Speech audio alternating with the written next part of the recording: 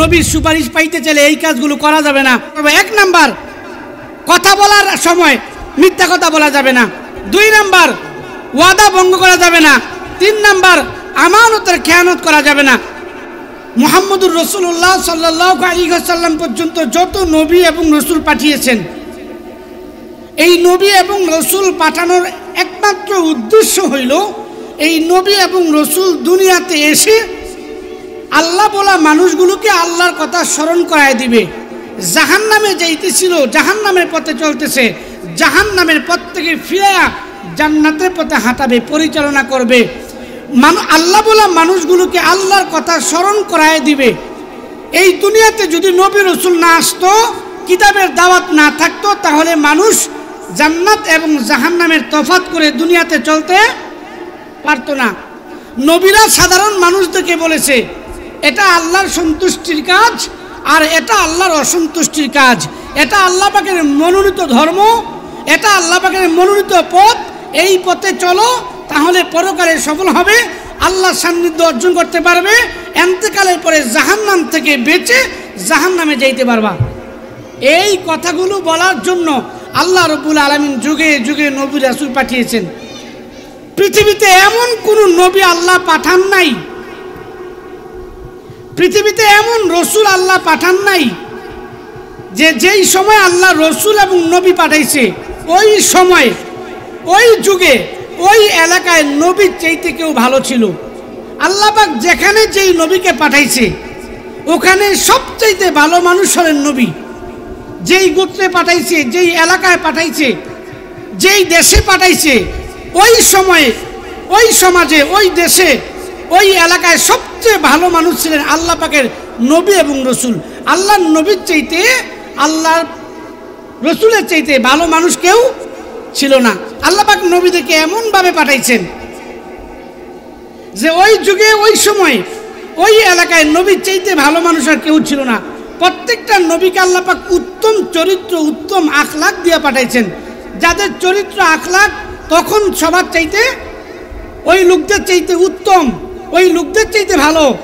পৃথিবীতে এমন কোনো নবী আসে নাই যেই নবীকে পৃথিবীর কেউ মিথ্যাবাদী বলতে পারবে। পৃথিবীতে এমন কোনো নবী আসে নাই যেই নবীকে তার উম্মতেরা চুগলখোর বলতে পারবে। পৃথিবীতে এমন কোনো নবী আসে নাই যেই নবীকে তার উম্মতেরা, তার লোকেরা বাটপার, সিটার, চোর, ডাকাত বলতে পারবে, জালিম বলতে পারবে, চরিত্রহীন বলতে পারবে। এমন কোনো সুযোগ নবীদের বেলায় ছিল না। আল্লাহ পাক পৃথিবীতে যত নবী পাঠিয়েছেন সমস্ত নবীকে আল্লাহ পাক শ্রেষ্ঠ চরিত্র, শ্রেষ্ঠ আখলাক দিয়ে পাঠাইছেন। একথা বলতে বাধ্য হয়েছে যে আপনি মানুষ হিসেবে আমাদের চাইতে ভালো। আপনার সমস্যা একটাই, আপনি আমাদের ধর্মকে রহিত করে, আমাদের ধর্মকে বাতিল করে আপনি নতুন ধর্মের দাওয়াত দিতেছেন। আমরা মূর্তির পূজা করতেছি, আপনি এক অদৃশ্য আল্লাহর দাওয়াত দিতেছেন।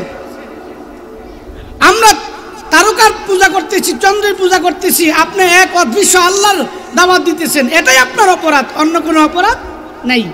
প্রিয় উপস্থিতি, আল্লাহ রাব্বুল আলামিন বাবা আদম আলাইহিস সালাম থেকে শুরু করে আপনার আমার নবী পর্যন্ত যত নবী পাঠিয়েছেন, সমস্ত নবীর আখলাক, সমস্ত নবীর চরিত্র যদি এক পাল্লায় রাখা হয় আর আপনার আমার নবী মুহাম্মদুর রাসূলুল্লাহ সাল্লাল্লাহু আলাইহি ওয়াসাল্লামের চরিত্র, আখলাক যদি এক পাল্লায় রাখা হয়, তাহলে আপনার নবীর চরিত্রের পাল্লা, আখলাকের পাল্লা ভারী হয়ে যাবে। পৃথিবীতে এমন কোনো নবী আসে নাই যেই নবী তার উম্মতের জন্য কাঁদে নাই। যত নবী পৃথিবীতে আসছে সমস্ত নবী তার উম্মতের নাজাতের জন্য, হেদায়েতের জন্য কেঁদেছেন। সারা পৃথিবীর সমস্ত উম্মত, সমস্ত নবীরা উম্মতের জন্য যেই পরিমাণ কেঁদেছেন, ওই সমস্ত নবীদের কান্না যদি এক পাল্লায় রাখা হয় আর আমার নবী যে উম্মতের জন্য কেঁদেছেন এটা যদি এক পাল্লায় রাখা হয়, তাহলে আমার নবীর উম্মতের কান্নার পাল্লা বেশি ভারী হয়ে যাবে। জোরে বলেন। সারা পৃথিবীর সমস্ত নবী এবং রসুল উম্মতকে মহাব্বত করেছে, ভালোবেসেছে। এমন কোন নবী পৃথিবীতে আসে নাই, এমন কোন রসুল আসে নাই যেই নবী রসুল উম্মতকে মহাব্বত করে নাই। সমস্ত নবী এবং রসুল উম্মতকে মহাব্বত করেছে। সমস্ত নবীর উম্মতের মহাব্বতের পাল্লা পাল্লায় রাখা হলে আপনার আমার নবী যে আপনাকে আমাকে মহাব্বত করেছেন এটা এক পাল্লায় রাখা হইলে আমার আপনার নবীর উম্মতের মহাব্বতের পাল্লা হাজার কোটি গুণ বেশি ভারী হয়ে যাবে।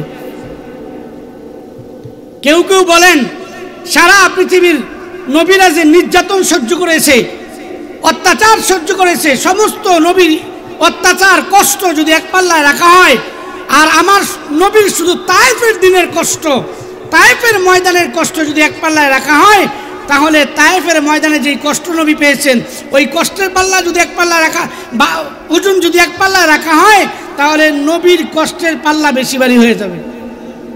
এত কষ্ট নবী করেছেন, গোটা 63 বছর আপনার আমার জন্য কেঁদেছেন। 63 বছর কান্দেন নবী দুনিয়ায়, 63 বছর কান্দেন নবী দুনিয়ায়, এখনো কান্দেন নবীজি মদিনায়। 63 বছর কান্দেন নবী দুনিয়ায়, 63 বছর কান্দেন নবী দুনিয়ায়, এখনো কান্দেন নবীজি মদিনায়।